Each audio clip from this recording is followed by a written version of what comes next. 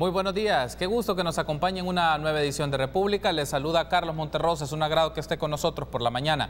Martes 2 de abril del año 2019, dedicado a hablar de temas de la realidad de nuestro país. En esta ocasión, en la primera parte, hablaremos un poco de la situación de la seguridad pública y el trabajo de la Corporación Policial. Y es un gusto para mí recibir a Howard Cotto, director de la Policía Nacional Civil. Buenos días, director, bienvenido, qué gusto que esté con nosotros en este set. Muy buenos días, Carlos, es un gusto. Primera vez este año. Primera vez este año. Qué bueno, y esperamos que en lo que resta de la administración pues nos pueda acompañar en otras ocasiones más para hablar un poco del trabajo de la Policía Nacional Civil y otras actividades concernientes a la corporación, a la seguridad pública y demás.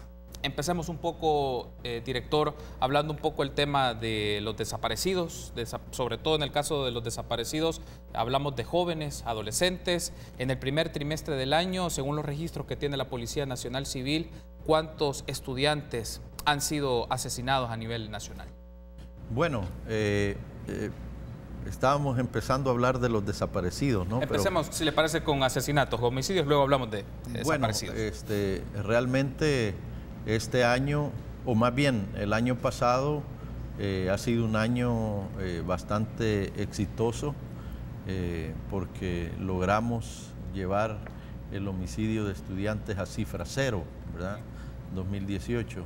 Sin embargo, ya este año hemos tenido 3 casos en los cuales se involucran como víctimas a estudiantes.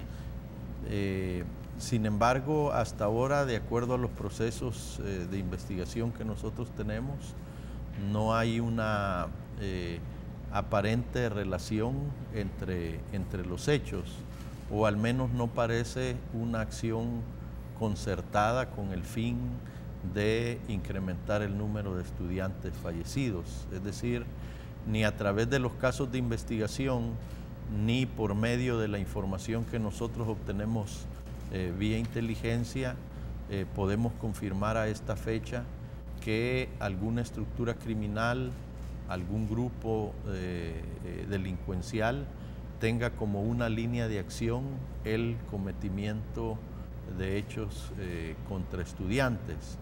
Eso nos hace, obviamente los casos nos preocupan, pero nos hace tener una visión proactiva de cara a que este fenómeno pudiera no continuar afectando durante el año a la comunidad estudiantil o a personas cercanas a ello, ¿verdad? Y hemos estado viendo cada uno de los casos. Afortunadamente, pues las líneas de investigación reflejan lo que ya digo. Hay un aspecto acá solo para asunto de tener como la cifra con alguna precisión. En los datos que tengo acá son 25 escolares asesinados a finales de marzo de 2019. Medicina Legal tiene un dato de 24. En el caso de, porque sé que hay una mesa conjunta para tener datos más precisos entre la Policía, el Instituto de Medicina Legal y la Fiscalía General de la República. La Policía Nacional Civil, ¿cuántos casos tiene en concreto de jóvenes o estudiantes asesinados? Como ya decía, lo que nosotros tenemos son 3 casos registrados. Hay que tomar en cuenta también, cuando nos referimos a estudiantes, el hecho de que estas actuaciones criminales estén vinculados directamente a la condición de estudiante de una persona y directamente vinculado a un centro escolar, a su cercanía, o cuando la persona está saliendo o ingresando al centro escolar, ¿verdad? Ya decíamos el año pasado y antepasado que en esto hay que hacer un análisis bastante detallado, porque en muchos casos el registro de las personas que son víctimas de homicidio y que son consideradas estudiantes es porque son mayores de edad y en su documento único de identidad aparece la condición de estudiante, pero en prácticamente la totalidad de estos casos los hechos no han tenido nada que ver con su condición de estudiante. no han sido en horas lectivas, no han sido cercanas a su centro escolar, no han sido ningún elemento de investigación arroja que el hecho de haber atentado contra la persona es por su condición de estudiante o por su vinculación a un centro escolar o por una rencilla o problema dentro del centro escolar, etcétera, sino que son hechos totalmente desvinculados de la actividad estudiantil. Ahora, director, hablemos ahora sobre los desaparecidos, para llevar la secuencia un poco de la conversación. Sobre estos casos de jóvenes desaparecidos, porque se ha conocido en medios de comunicación diferentes casos de adolescentes, de jóvenes, que sus padres están indagando y quieren saber información sobre ellos. En el caso de la Policía Nacional Civil, ¿cuántos casos registra en lo que va del año particularmente? Es difícil establecer esta cifra en este momento, pero yo sobre este tema sí quisiera vincular lo siguiente. Desde el año pasado o fines del 2017, nosotros hemos venido trabajando dentro de la Policía Nacional Civil en un esfuerzo por la búsqueda y localización de las personas que son reportadas como desaparecidas.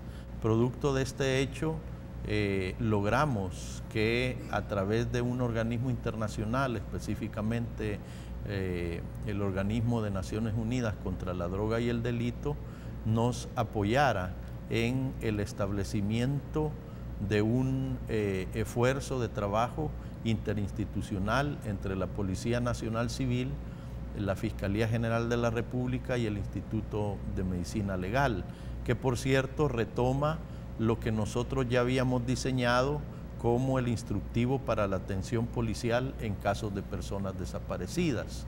Y este instructivo termina por convertirse en un instrumento interinstitucional que denominamos así, Protocolo Interinstitucional para la Atención a Personas Desaparecidas, y que recoge los dos objetivos fundamentales que nosotros planteábamos en este instructivo, que son, en primer lugar, y lo más importante, establecer un mecanismo de búsqueda o de alerta temprana que permita la búsqueda y localización de la persona que ha sido reportada como desaparecida.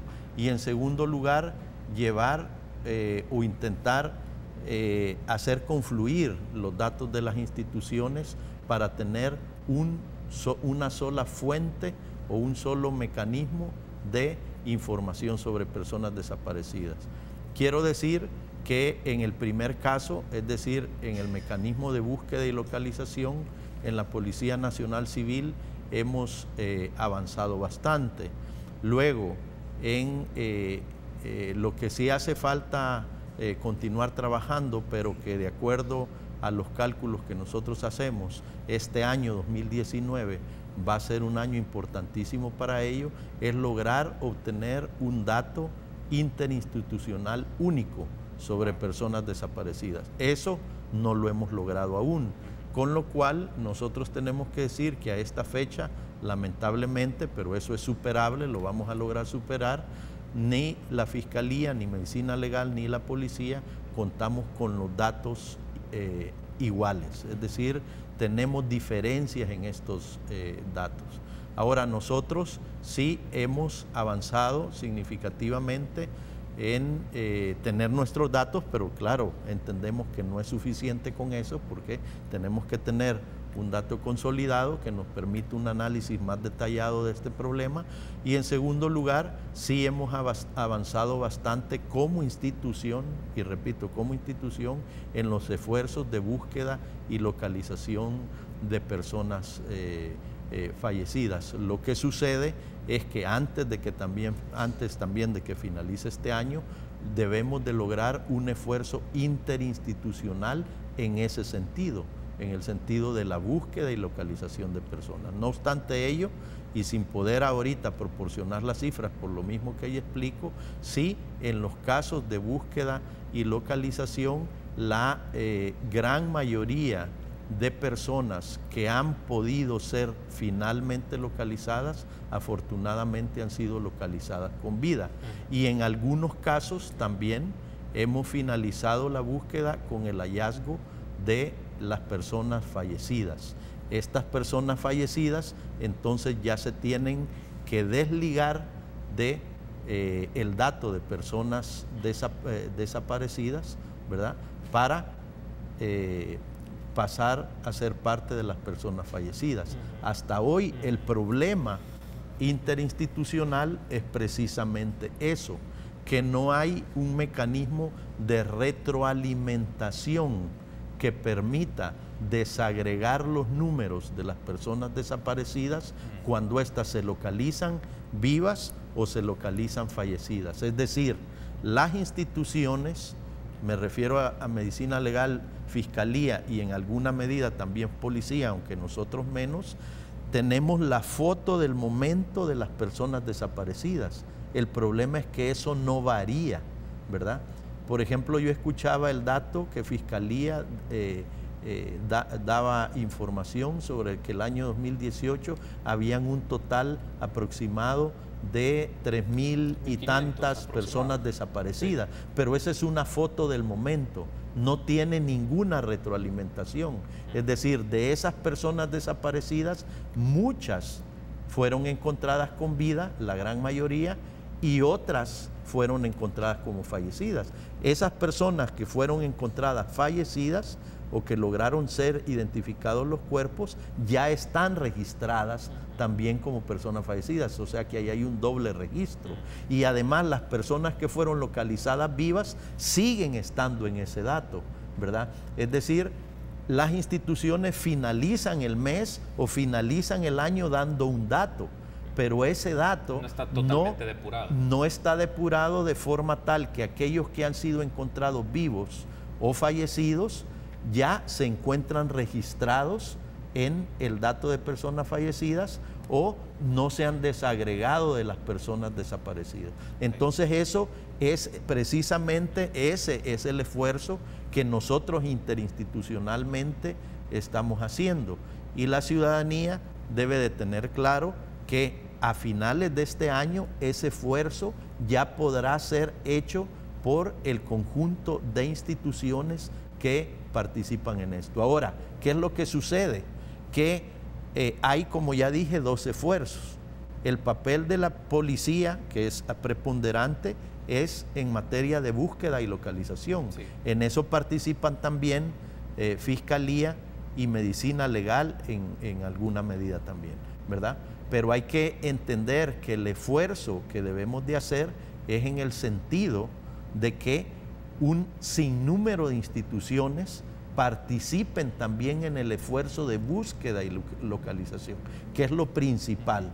Luego ya será responsabilidad de Policía, Fiscalía y Medicina Legal llevar un dato acertado de la cantidad real de personas que se encuentran desaparecidas y que no quede una cifra estática de personas, y que cuando se localicen, de cualquier forma que sea, ese dato continúe, porque nosotros entonces estamos teniendo a nivel nacional un doble o hasta un triple registro. Tengo que hacer una pausa, director, para regresar. Ampliemos un poco más el tema de las personas desaparecidas, el trabajo de la Policía Nacional Civil y un poco las tareas en materia de búsqueda y localización, como usted mencionaba, y ampliamos otros temas. Regresamos en instantes.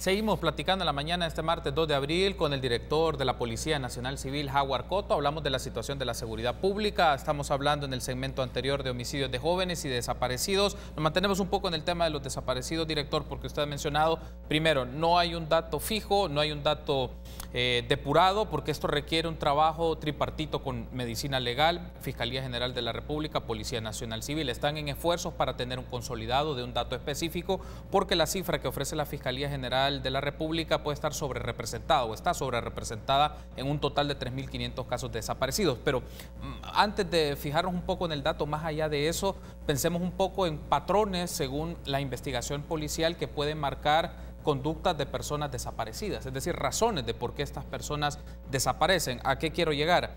En particular, por los casos que lleva la Policía Nacional Civil, ¿ha identificado algún tipo de patrón o circunstancia que marca un poco el desaparecimiento de personas? En algunos casos, desaparecimiento de adolescentes o desaparecimiento de jóvenes.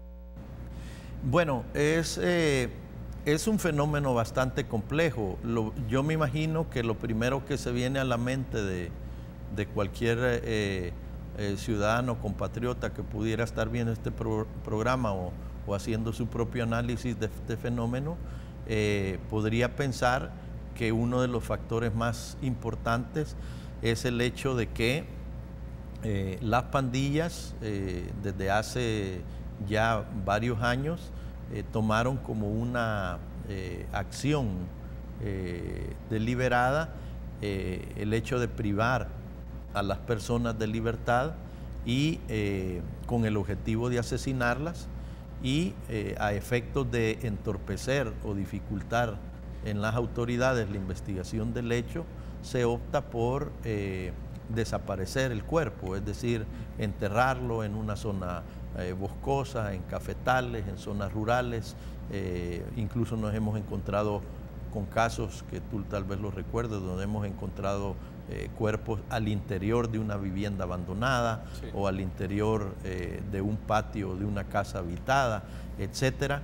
Pero esa es una circunstancia que nosotros siempre consideramos y que en algunos casos resulta ser efectivamente de esa forma. Es decir, cada vez que una persona en nuestro país habla de desaparecidos, le viene a la mente el hecho de que la pandilla priva de libertad a una persona, la mata y esconde el cuerpo bajo cualquier circunstancia para dificultar su investigación.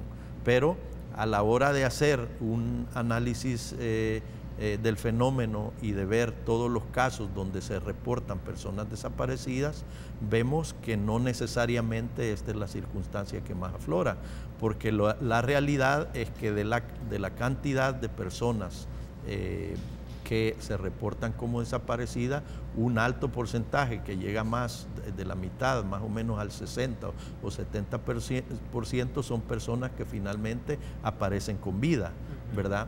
Y luego, dentro de las personas que efectivamente se encuentran fallecidas, se dan en circunstancias en las cuales el porcentaje de personas que realmente son bajo esta condición, es decir, que la pandilla los priva de libertad, los lleva a una zona, los asesina y termina escondiendo el cuerpo, pues son una cantidad relativamente baja comparado con el número de personas reportadas como desaparecidas. Si pensamos, y luego sí, a eso hay que agregar también que gracias al seguimiento que cada vez está siendo más efectivo por parte de la policía, gracias a la definición de este protocolo del cual ya hablé, pues afortunadamente no solo tenemos el esclarecimiento de los hechos, sino que muchas personas aparecen con vida. Tenemos todavía algunas deudas que son en materia de policía técnica y científica.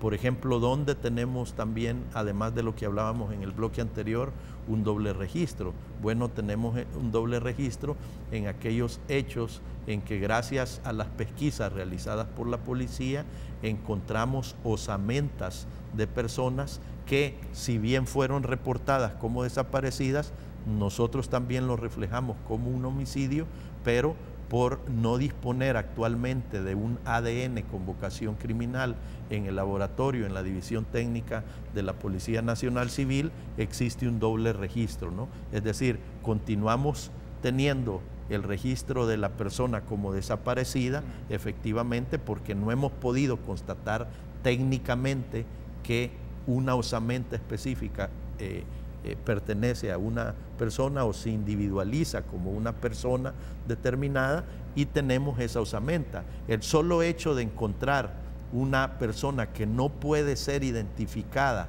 a simple vista o mediante la acción del Instituto de Medicina Legal, a nosotros, independientemente de ello, nuestros registros lo establecen como un homicidio.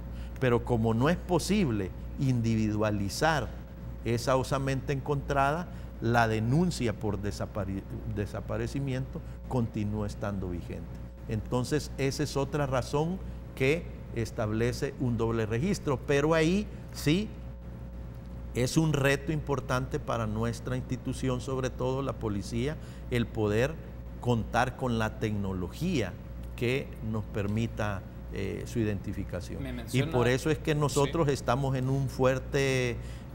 una fuerte acción, y creo que por los medios de comunicación ha sido bastante divulgado, en materia de el fortalecimiento de nuestra división de Policía Técnica y Científica a efecto de contar con herramientas que nos permitan la individualización. Uno de los aspectos que me menciona es la necesidad de dispositivos tecnológicos y ampliación de carácter científico y tecnológico para este tipo de tareas. ADN, específicamente ADN. Si pensamos en materia de recurso humano, ¿cuánto personal dedica la corporación policial a la búsqueda de personas desaparecidas? Ese es el otro dato importante, que nosotros con la elaboración de este instructivo institucional y con el protocolo que hemos conformado con Fiscalía y Medicina Legal, hemos dado competencias y capacidades a los departamentos de investigación a nivel local,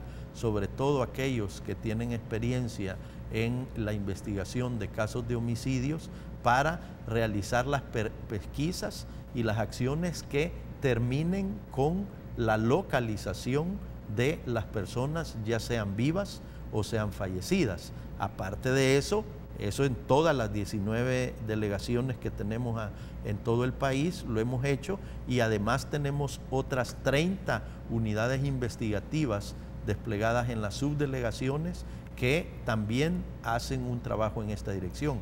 Aparte de ello, quiero mencionar que dentro de la División Central de Investigaciones aquí en San Salvador existe una unidad especializada en la búsqueda y localización de personas desaparecidas. En ese caso, director, vamos a cambiar ya de tema, pero finalizo con este aspecto. Las probabilidades de encontrar a estas personas, según el componente de recurso humano, según las disposiciones tecnológicas y lo que en este momento tiene la corporación, ¿lo han estimado? Uno. Y dos, en otro de los casos específicos, ¿se tiene información de algunas personas o los restos de algunas personas, ya sea por testigos criteriados o porque son personas que declaran que son miembros de estructuras criminales y declaran y mencionan, y a través de ese tipo de testimonio o de información se puede llegar? Si no, se desconocería totalmente el paradero de muchas personas, director. Sí, esta información es correcta. Hay varios mecanismos de búsqueda. Una es con personas criteriadas, como ya se decía. Otras también hemos tenido información de ciudadanos que de forma desinteresada o sin ser criteriados de ningún tipo, sino personas anónimas, han colaborado en la búsqueda y localización de determinadas personas. Esta búsqueda y localización, como ya dije, puede finalizar con el hallazgo de la persona viva, que es la mayoría de los casos, ya menciono, un aproximado del 70%. Otras, grupo de personas que se encuentran sus cuerpos, ¿verdad? Dentro de eso, vuelvo y repito, hay algunos casos en los cuales no es posible identificar de quién se trata, ¿verdad? Sino que se hace y se constata el hallazgo de un cuerpo que ha sido víctima de homicidio, pero no es posible determinar de qué persona se trata. Ahí es donde ya la información, tanto con testigos criteriados como con ciudadanos, con personas anónimas que brindan su información, puede llegarse a determinar de quién se trata. Pero lo que nos hace falta como país, y eso sí debo reiterar, es la prueba técnica y científica en aquellos casos de localización de osamentas que a simple vista no pueden ser identificadas o que no pueden ser identificadas por terceras personas que nos lo dicen. Aquí incluso enfrentamos un problema, ¿verdad?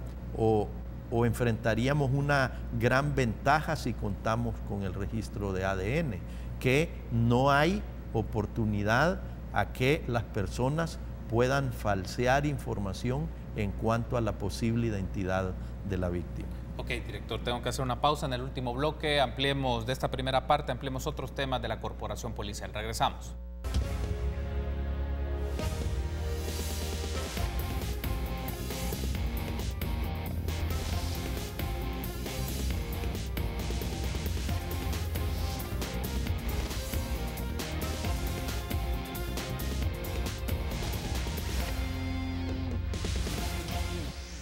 Seguimos platicando con el director de la Policía Nacional Civil, Howard Cotto. Cambiemos de tema. Ya en el primer y segundo bloque hemos hablado un poco de homicidios, el caso de jóvenes y adolescentes, el tema de los desaparecidos y las implicaciones que esto tiene no solo para la corporación policial, también para las instancias como la medicina legal y la Fiscalía General de la República. Ahora combinemos a otros temas. Director, retomemos el caso Ramón Curi.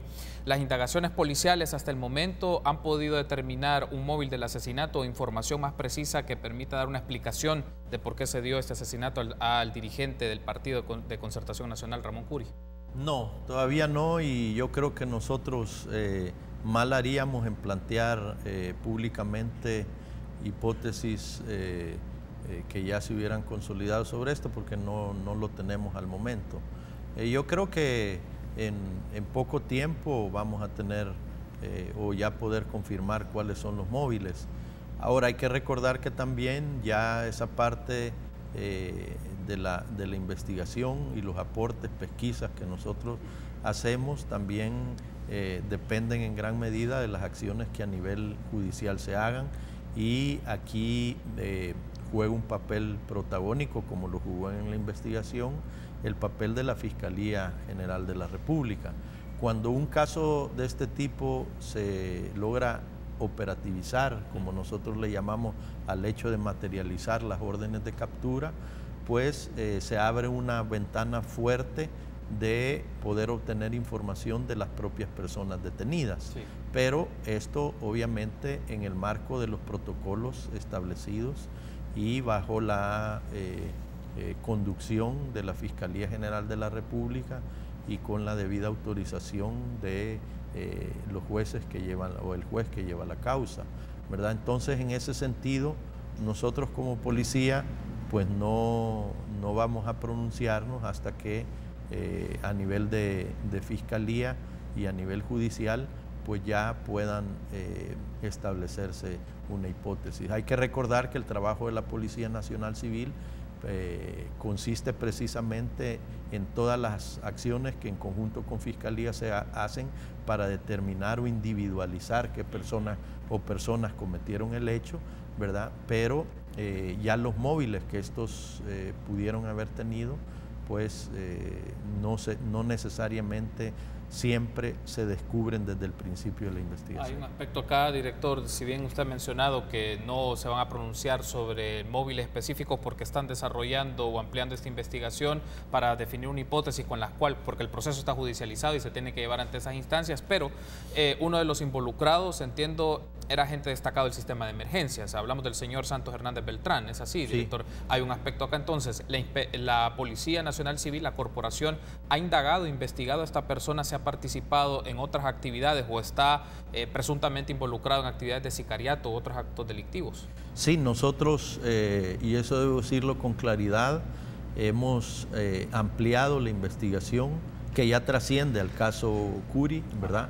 Hemos ampliado la investigación tanto como policía como fiscalía, en el sentido de poder determinar si tanto este agente, que ya está siendo procesado obviamente para ser destituido de la institución, y estos dos hermanos y algunas otras personas pudieran haber integrado una estructura criminal de sicariato.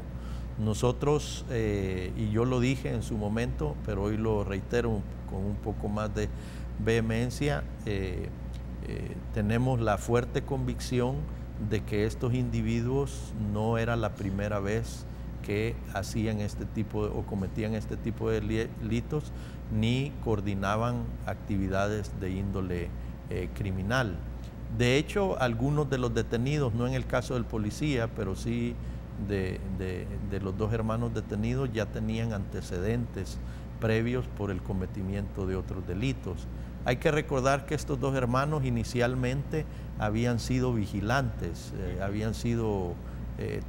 habían trabajado como vigilantes en la colonia Ibu, aquí en San Salvador, y tenemos información que ellos pudieran haber estado vinculados a actividades criminales cuando se encontraban realizando ese trabajo ahí en esta colonia, ¿no?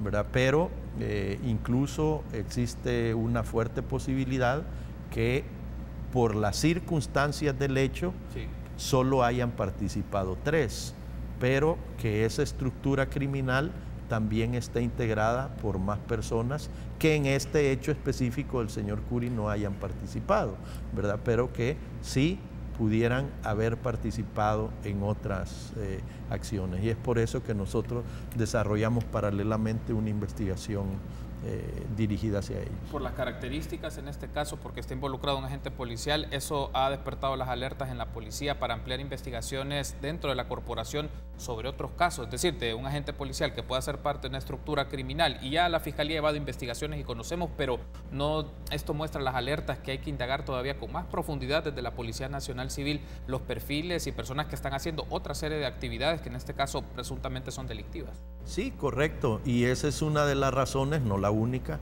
pero esa es una de las razones por las cuales cuando este caso se materializó el día de las capturas, nosotros en conjunto con la Fiscalía realizamos una serie de allanamientos en diferentes lugares porque para nosotros era muy importante obtener elementos de prueba sobre el hecho en sí o sobre otros hechos que pudieran haber sido cometidos con anterioridad. Ahora, hay otro aspecto, cambiando de tema, director, que también ha generado reacciones en medios de comunicación, es sobre el esquema de los ascensos de subcomisionados a comisionados. Uno de los aspectos, solo para precisar el dato, entiendo que se han dado ascensos recientemente de 26 personas, entiendo, de subcomisionados a comisionados, solo para verificar el dato. No. Es un dato equivocado, de hecho ya me habían preguntado. Es un total de 27 oficiales que tienen la categoría de subcomisionados que el día de ayer, justamente el lunes 1 de abril, han iniciado el curso de ascenso a comisionado, ¿verdad? Eso es lo que tenemos. Ellos estarán finalizando ese curso de ascenso los últimos días del mes de mayo. Ahora bien, entonces en función de esa aclaración que usted hace, que son 27 oficiales que inician un curso para el tema de ascenso a comisionados, pero se había manejado y discutido en medios y en espacios digitales, redes sociales y medios de comunicación, dos casos en específico de ascensos a comisionados de Luis Roberto Flores, que es el viceministro de Prevención Social, y Evelyn de Los Ángeles Marroquín, directora de Migración. En este caso, ¿estas personas sí van a ascender a esta categoría de comisionados o no? Sí, claro, porque ellos son la convocatoria o el decreto que llama la convocatoria establece en primera instancia el llamado a todos los subcomisionados que son de la primera promoción del nivel ejecutivo y ellos dos son miembros de esta promoción. En ese caso, para que la gente lo conozca, director, ¿qué ampara o cuáles son los criterios que amparan el ascenso por el Tribunal Especial de una persona que puede llegar al nivel o a la jerarquía de comisionado? ¿Cuáles son los criterios o elementos que se tienen en cuenta y también el marco de la ley que establece de la carrera policial? Bueno, eso está establecido en la ley y en este caso específico está establecido también en el decreto. Hay que recordar que en los últimos tiempos dentro de la policía han habido dos mecanismos para establecer los procesos de ascenso. Uno es el que establece la ley de la carrera policial, donde ahí están los requisitos, donde se convoca en una forma ordinaria los procesos de ascenso, pero porque también nos hemos encontrado en los últimos años con el fenómeno de que la Asamblea aprueba decretos especiales para facilitar estos procesos de ascenso. El caso de ascenso de subcomisionados a comisionados de la Policía Nacional Civil, que actualmente se desarrolla por parte de nuestra institución y de la Academia Nacional de Seguridad Pública, es en cumplimiento a un decreto aprobado por la Asamblea Legislativa el mes anterior, ¿verdad? Y es en ese marco que se establece. Los criterios para definir quiénes van a ese proceso de ascenso es muy parecido o coinciden casi en su totalidad con lo que ya establece la ley, a pesar de que por ser un decreto especial pudieran existir circunstancias diferentes a las de la ley, pero en general son las mismas. ¿Y cuáles son? El haber ostentado por un periodo no menor a 5 años haber tenido la categoría inmediata inferior, que es la de comisionado. También establece un criterio de convocatoria por promociones y no todos al mismo tiempo. Primero la primera promoción, después la segunda y por último la tercera promoción que ingresó en su momento al nivel ejecutivo. No tener faltas disciplinarias, obviamente, y tener un tiempo efectivo en la categoría anterior, es decir, de subcomisionado, de al menos 5 años. Y el servicio activo es uno de los criterios. Lo menciono en los casos que le planteaba recién por el tema de, son cargos en este momento en la administración pública, cargos de carácter político administrativo, pero cuando se refiere al servicio activo como el ejercicio de agente policial, para que pueda quedar claro esto, director, sí, si es uno de los criterios. Es el servicio activo. Está definido en la ley, sí. No lo define el director de la policía ni alguien en particular. Y dentro de ese servicio activo, la comisión de servicio, que es la que tienen algunos subcomisionados que actualmente no están desarrollando su función estrictamente dentro de la institución, es una condición bajo la cual no se suspende el servicio activo, la ley así lo establece. Ellos dos no son las únicas 2 personas que están en esa condición. Hay otros más que tienen también esa misma condición y que están obviamente aspirando a la categoría de comisionado. Es decir, esto no tiene ningún subterfugio, no tiene ningún atajo, ni ninguna acción de carácter ilegal, es totalmente transparente y tanto ellos dos como el resto de oficiales cumplen la condición de no tener ningún proceso disciplinario vigente, cumplen la condición de los 5 años de servicio activo y cumplen la condición de haber pertenecido a la categoría inmediata inferior durante el tiempo que señala la ley. Director, quiero darle las gracias por haberme acompañado en este espacio de entrevista. La invitación está hecha para que nos encontremos próximamente. Tenemos más temas que ampliar y qué asuntos a desarrollar del trabajo de la Corporación Policial. Muchas gracias. Claro que sí, buen día. Gracias por haber estado con nosotros, director. Permítanos una pausa. Regresamos en instantes.